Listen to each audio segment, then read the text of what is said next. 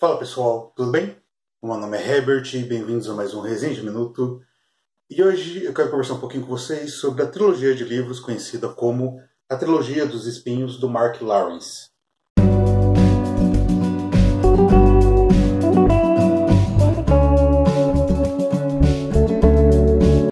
Pessoal, antes de começar esse vídeo, eu quero pedir para que, caso você não seja inscrito ou inscrito aqui no canal, por favor, se inscreva e também todo mundo que estiver vendo, deixa o like nesse vídeo, porque essas duas ações, além de me incentivarem, também fazem com que o algoritmo do YouTube entenda que vocês estão gostando do conteúdo e assim ele indica para mais pessoas, beleza?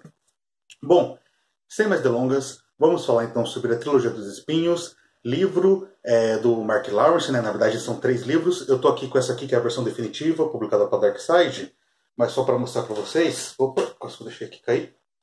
Eu tenho também as versões, as 3 versões que foram originalmente publicadas pela Dark Side também. E depois eu peguei essa definitiva porque particularmente eu gosto da série. Mas enfim, por que eu quis falar sobre essa trilogia com vocês?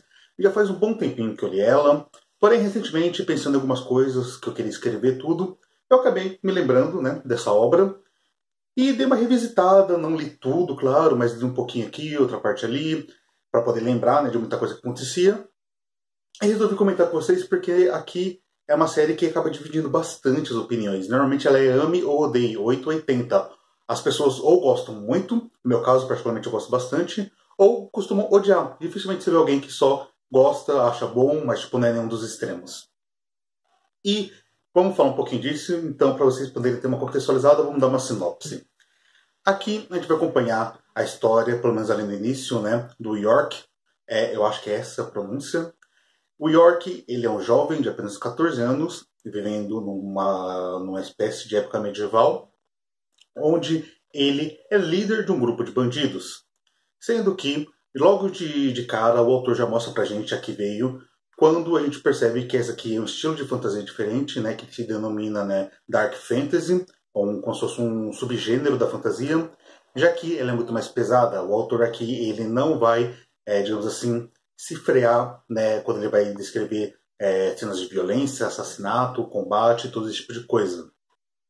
E além disso, esse jovem ele é capaz de liderar, né, um grupo de assassinos, mesmo sendo tão novo, porque quando ele era pequeno, ele estava viajando junto da sua mãe e do seu irmão, quando eles foram atacados e o seu irmão e sua mãe foram assassinados na frente dele, enquanto ele foi jogado, né, acabou caindo numa roseira, conhecida como Roseira Brava, onde ele foi deixado lá porque todo mundo que tinha contato com o veneno daquela roseira acabava morrendo. Então, nem se preocuparam em finalizar o trabalho o matando, porque acharam que ele ia morrer de forma dolorida, ali mesmo a natureza ia cuidar dele. Mas o York acaba sendo a única pessoa que sobrevive ao veneno dessa roseira, acaba guardando um rancor e um ódio muito grande pelo que aconteceu ao seu irmão e à sua mãe, e se torna um jovem muito rebelde, um jovem muito raivoso, um jovem extremamente problemático e, é claro, não dá para negar, sociopata e psicopata.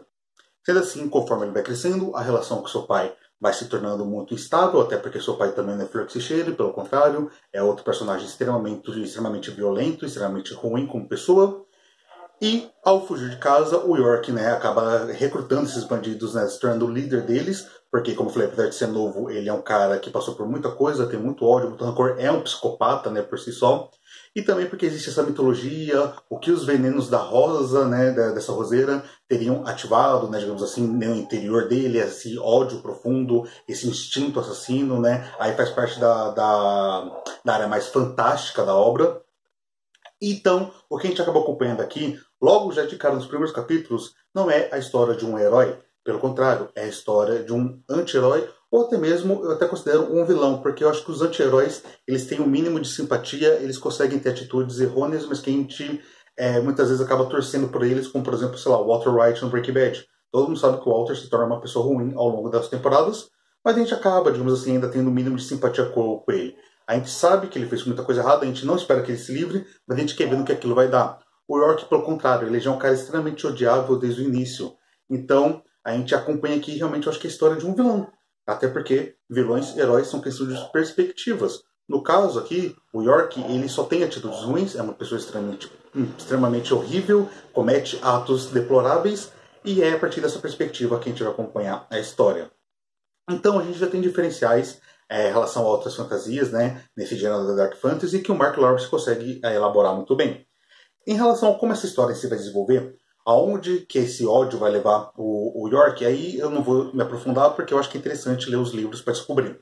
Mas o que eu posso dizer, que eu acho que é essa característica do personagem principal, acaba sendo talvez a primeira barreira que faz com que muita gente ou goste bastante ou não goste. No meu caso, eu gostei porque eu fiquei interessado em acompanhar uma história por uma perspectiva diferente, por um personagem realmente ruim, mas tem gente que realmente se incomoda, porque vê ele praticando atos como ele pratica, muitas vezes de embrulhar o estômago, ou de que se incomoda, ou que pelo menos faz com que você não crie empatia e simpatia pelo personagem. Então, o que eu posso dizer em relação a isso é que na Trilogia dos Espinhos, o primeiro empecilho para se gostar da história ou não é o próprio York. Por isso que muita gente muitas vezes nem termina o primeiro livro ou acaba terminando o primeiro e não lê os próximos, porque realmente acaba não simpatizando, não comprando a história. Porém, para quem compra, como que isso acaba se desenvolvendo? Quais são os méritos aqui da Trilogia dos Espinhos? A gente pode pensar de início que isso aqui se trata de uma história de vingança e também não deixa de o ser. Mas também é muito mais sobre uma história de construção de personagem dentro de um cenário distópico e fantástico e também dentro de um mundo extremamente apocalíptico no sentido de que sobrou muito pouca coisa em relação à essência da humanidade, por assim dizer. As pessoas que vivem nesse mundo criado pelo Mark são pessoas péssimas, pessoas horríveis, e o York é apenas um reflexo disso. Dificilmente você vai encontrar boas pessoas aqui nessa obra. O York talvez seja um grande extremo, mas o estudo de personagem aqui feito é interessante porque quando a gente começa a acompanhar ele no primeiro livro, o Prince of Thorns, né, que seria o Príncipe dos Espinhos, ele é um jovem de 14 anos, como eu citei. Mas vale também lembrar que no cenário medieval as pessoas não costumavam ver tanto. Então, um jovem de 14 anos aqui não seria a mesma coisa que um jovem de 14 anos numa sociedade que a gente conhece. Mas, de qualquer forma, as atitudes dele são muito bizarras e muito não condizentes com a idade dele. Enfim, lá no segundo livro a gente vai acompanhar já um York mais velho, mais maduro e que ocupa uma posição diferente na sociedade devido aos atos que ele praticou no primeiro livro, sem dar nenhum spoiler, por assim dizer. E aqui a gente vai ter já uma faceta diferente dele, e o segundo livro talvez irrite muita gente exatamente por algumas coisas da personalidade dele que ainda estão em desenvolvimento. O York mais maduro que a gente vai ver é exatamente no último livro, que o Emperor of Thorns, né, que seria o Imperador dos Espinhos, onde a gente acaba acompanhando realmente um personagem que já reflete um pouco mais sobre as suas próprias atitudes, enquanto antes ele agia de forma muito mais impulsiva, querendo realmente correr atrás da sua sede de vingança e muito mais da sua sede de sangue. Quem se opusesse ao seu caminho ele simplesmente matava. No terceiro livro a gente já vê um cara que reflete muito mais exatamente sobre tudo que ele fez nos últimos anos, que é que englobam os dois livros anteriores, fazendo com que isso culmine num final que pode ser surpreendente, mas que pode incomodar muitas pessoas. Sem dar nenhum spoiler, o que eu posso dizer é que o final tem um pouquinho de Deus Ex Machina, se assim podemos dizer. E Deus Ex Machina, para quem não conhece, é o recurso utilizado quando determinada reviravolta na trama não foi bem elaborada antes, ou simplesmente não foi elaborada antes, e é utilizado apenas como um mecanismo para você dar aquela virada e acaba não sendo tão plausível, é como se fosse jogado ali. A Trilogia dos Espinhos, no geral, acaba tendo alguns momentos desse. Não chegaram a me incomodar tanto, porque eu comprei, né, a construção de mundo que o Mark Lawrence fez. Então, no geral, eu acabei, digamos assim, aceitando mesmo quando isso aconteceu. Até porque é uma trilogia bem grande, com bastante coisas, e furos de roteiros eventualmente acontecem. Enfim, se vocês gostam de fantasia, não dá para garantir que vocês vão gostar desse tipo de fantasia. Dark Fantasy costuma ser um estilo diferenciado, um estilo que realmente é mais violento, mais sanguinário, e onde os personagens realmente não são bons.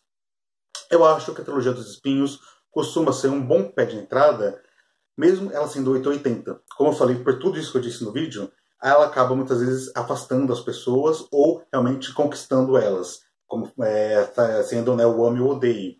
Mas eu acho que é um bom pé de entrada, pelo menos uma boa primeira tentativa, porque apesar de ser violento sim, apesar de ter cenas repugnantes, cenas que causam repulsa, tem outras obras que são muito mais pesadas, como por exemplo o Ciclo das Trevas. Então acho que aqui pode ser um primeiro contato com uma Dark Fantasy que acaba sendo algo, digamos assim, forte, porém nem tanto. Existem coisas piores do que a gente já viu aqui. Quando eu digo piores, não é questão de qualidade, é questão de atitudes, de um mundo mais deplorável. Porém, é claro que, como eu falei, é ame ou odeie. Caso vocês tentem ler esse livro e não gostem, também vale a pena conhecer outros livros de Dark Fantasy por aí, que existe muito escritor bom. O Joe Abercrombie é um cara que é muito bom nesse sentido. Enfim, é só dar uma pesquisada. O que eu acho muito interessante nessa construção de 3 livros, já que a gente está falando da trilogia como um todo, é a evolução do autor.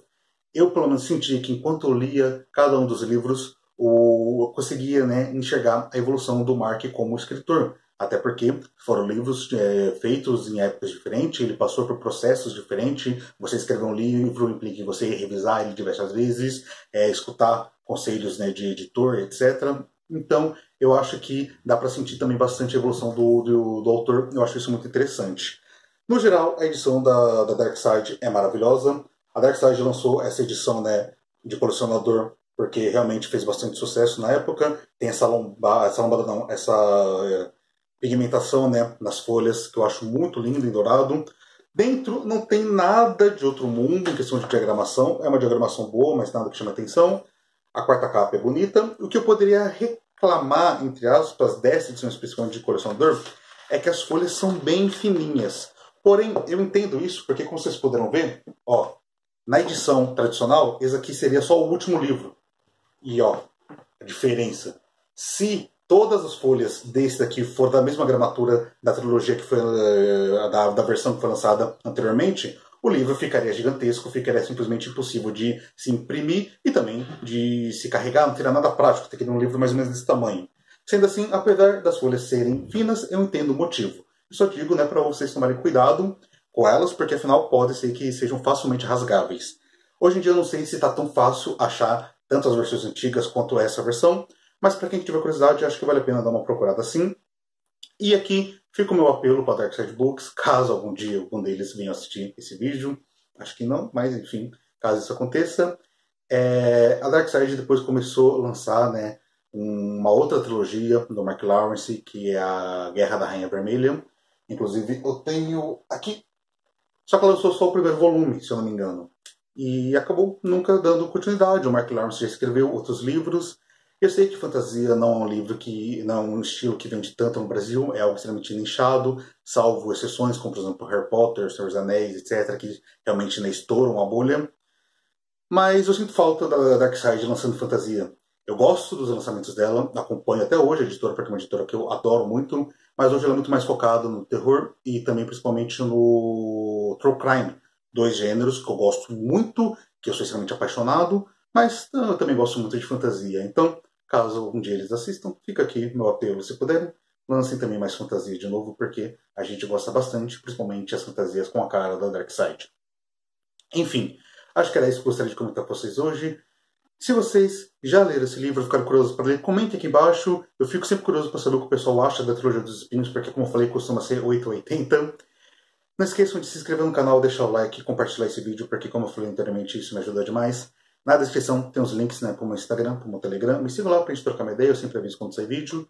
E também, para quem não sabe, eu também sou escritor. No caso, eu escrevi Súnamo, A Fuga, que é uma fantasia distópica, publicada pela editora Pendragon. E também o Cada Segundo Valioso, que é um suspense policial publicado de forma independente na Amazon. Se vocês puderem conhecer meus livros, eu fico muito grato de verdade. Beleza? Acho que era isso, pessoal. Vejo vocês no próximo vídeo. Fiquem bem, até a próxima e tchau, tchau.